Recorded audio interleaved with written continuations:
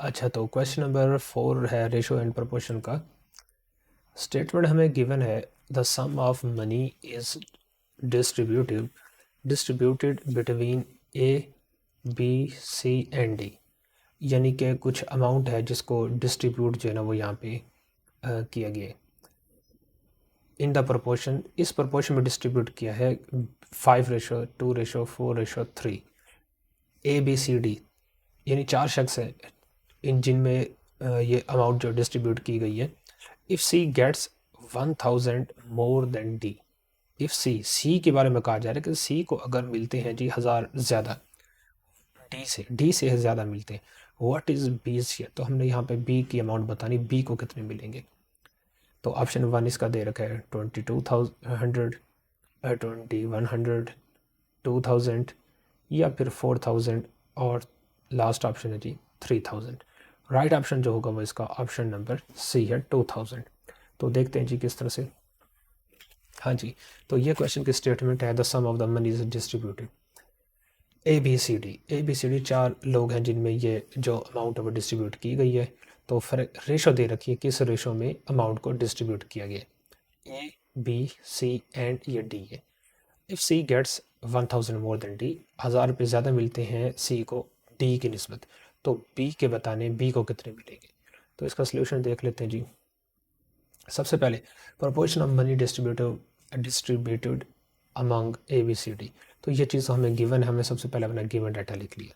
उसके बाद दूसरा क्या गिवन है कि सी को जो अमाउंट मिलती है वो डी से 1000 ज़्यादा है। ठीक है, सी के अमाउंट डी के अमाउंट से 1000 ज़्यादा है। कैलकुलेशन पे आ जाते हैं, let the share of A B C D B.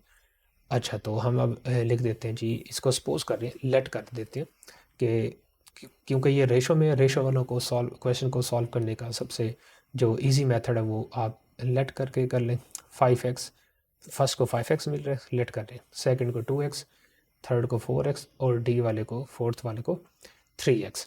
ठीक है, ये हमने लेट कर लिया।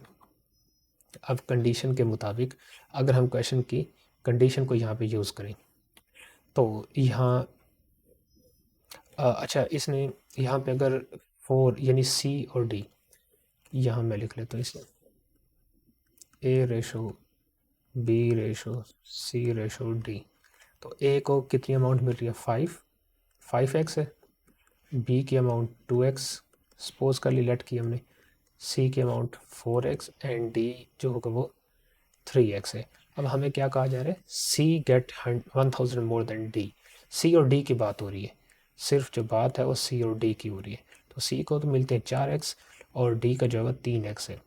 तो अगर हम इन दोनों को माइनस कर दें तो वो कितना आ जाता है 1000, यानी इन दोनों में जो फ़र्क है तो वो 1000 का है। या आप इस तरह से लिख लें कि सी को 1000 ज़्यादा मिलते हैं किसके निस्बत, डी की निस्बत। ठीक है, सी के जो अमाउंट है वो डी की निस्बत 1000 ज़्यादा है। तो इसलिए इसको या दूसरे लफ्ज़ों में इसको अगर हम माइनस करें सी माइनस डी तो वो 1000 ही आएगा। ठीक है, सी माइनस डी 1000। सी के अमाउंट उसने लिख दिया 4x जो लेट की हुई है, सी 4x है और डी जो वो 3x है। तो इसलिए ये बन जाएगा 4x minus 3x equal to 1000, यानी x इक्वल टू 1000 आ गई। इन दोनों को माइनस इसलिए किया ताकि ये बड़ा आसान हो गया कि x का आंसर हमें पता चल गया, x इक्वल टू 1000। तो अब x की वैल्यू आप यहाँ पुट करते जाओ, आपको पता चल जाएगा जी a को कितनी मिलेगी, b को कितनी और c को कितनी, d को कितनी। ठीक है, तो ये ज़्यादा इजी होगा अगर हम इन दो को c और d को माइनस कर दें। तो x आ गया 1000 को आप किसका पूछा हुआ जी, b का शेयर। अब जिसका भी शेयर पूछा हुआ आप उसमें पुट कर लो। तो b का शेयर पूछा है तो b में पुट कर लें, 2 × 1000, b का था 2x तो इसलिए 2000 आंसर इसका आ जाएगा। ठीक है, बहुत ही आसान क्वेश्चन था ये, तो रेशो प्रोपोर्शन का। तो इसके अलावा एक और भी इसका मेथड है जिससे आप सॉल्व कर सकते हैं, तो इसको भी देख लिया। Since the distribution to A B C D in the ratio 5:2:4:3। तो हाँ जी, इसको भी उसी तरह लेट करके ही सॉल्व किया मैं। ठीक है, बिल्कुल इसी तरह से, बस ये एक स्टेप इसमें मिस था कि 4x equal to 3x plus 1000 के सी को जो मिलता है वो डी से 1000 ज़्यादा होते हैं। तो इसलिए यहाँ पे जो है उसने ऐड किया हुआ है।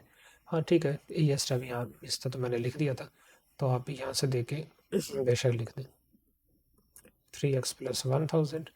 उसके बाद ये आपस में माइनस होंगे और x का आंसर जो 1000 आएगा। x की वैल्यू पुट करें, जिसकी भी पूछी हुई है अमाउंट उसी का आंसर आ जाएगा।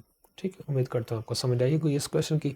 अगर किसी किस्म का आपको डाउट हो तो आप नीचे कमेंट करके मेरे से पूछ सकते हैं। ओके, थैंक यू, अल्लाह हाफिज़।